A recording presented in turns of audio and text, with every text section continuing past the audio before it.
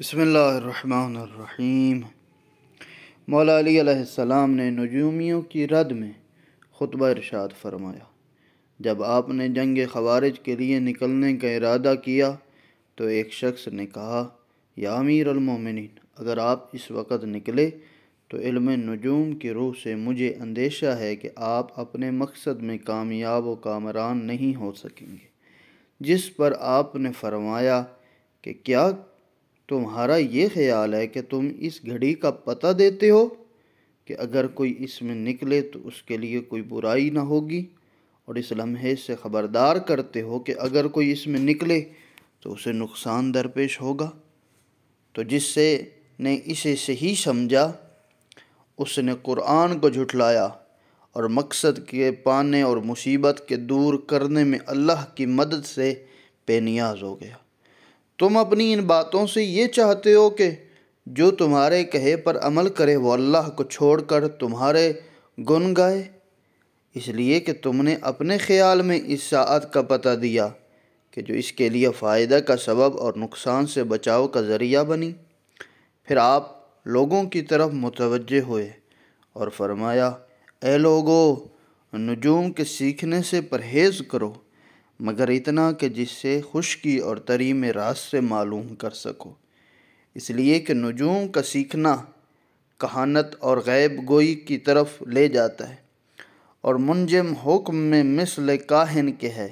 اور کاہن مثل ساحر کے ہے، ساحر مثل کافر کے ہے، اور کافر کا ٹھکانہ جہنم میں۔ بس اللہ کا نام لے کر چل کھڑے رہو۔ جب امیر المومنین علیہ السلام نے خوارج کی شورشوں کو دبانے کے لیے نہروان کا ارادہ کیا تو عفیف ابن قیس نے آپ سے عرض کیا، یہ ساعت اچھی نہیں ہے، اگر آپ اس وقت روانہ ہوئے تو فتح و ظفر مندی کی بجائے شکست و ہزیمت اٹھانا پڑے گی۔ مگر حضرت نے اس کی بات کو درخور اعتنا نہ سمجھا، اسی وقت لشکر کو کوچ کا حکم دیا۔ نتیجے میں خوارج کو ایسی شکست فاش ہوئی کہ ان کے 4000 جنگجوؤں میں سے صرف 9 آدمی بھاگ کر اپنی جان بچا سکے اور باقی کا صفایا ہو گیا۔ امیر المومنین علیہ السلام نے نجوم کے غلط و نادرست ہونے پر 3 طرح سے استدلال فرمائے۔ پہلے یہ کہ اگر منجم یعنی نجومی کی باتوں کو درست مان لیا جائے تو قرآن کو جھٹلانا پڑے گا، کیونکہ منجم ستاروں کو دیکھ کر غیب میں چھپی ہوئی چیزوں کے جاننے کا ادعا کرتا ہے، اور قرآن یہ کہتا ہے کہ آسمان و زمین کے بسنے والوں میں سے کوئی بھی غیب نہیں جانتا سوائے اللہ کے۔ دوسرے یہ کہ وہ اپنے زعم ناقص میں یہ سمجھ لیتا ہے کہ وہ مستقبل کے حالات سے مطلع ہو کر اپنے نفع و نقصان کو جان سکتا ہے،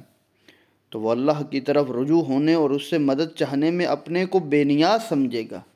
یہ اللہ سے بے اعتنائی اور اس کے مقابلے میں خود اعتمادی ایک طرح کا زندیقہ الہاد ہے جو اللہ سے اس کے توقعات ختم کر دے۔ تیسرے یہ کہ اگر وہ کسی مقصد میں کامیاب ہوگا تو اس کامیابی کو اپنے علم کا نتیجہ قرار دے گا، جس سے وہ اللہ کی بجائے خود اپنے نفس کو سراہے گا، اور اس سلسلے میں جن کی رہنمائی کرے گا ان سے بھی یہی چاہے گا کہ وہ اللہ کے شکر گزار ہونے کے بجائے اس کے شکر گزار ہوں۔ یہ تمام چیزیں فن نجوم میں اس حد تک